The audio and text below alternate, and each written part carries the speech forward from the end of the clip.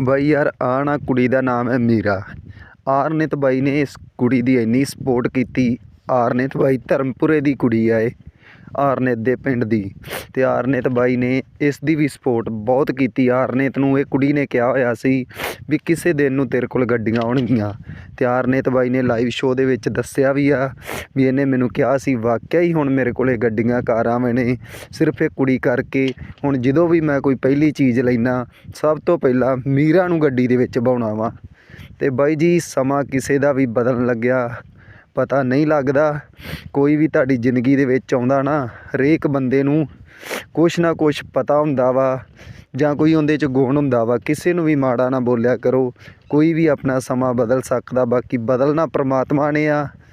ਬੋਲ ਕਿਸੇ ਕਿਸੇ ਦੇ ਪੂਰੇ ਹੁੰਦੇ ਨੇ। ਸੋ ਸਾਰੇ ਜਣੇ ਆਪਣੇ ਆਲੇ ਦੁਆਲੇ ਵਾਲਿਆਂ ਦੀ ਸਾਰਿਆਂ ਦੀ ਰਿਸਪੈਕਟ ਕਰਿਆ ਕਰੋ। ਕੋਈ ਵੀ ਸਮਾਂ ਬਦਲ ਸਕਦਾ ਏ।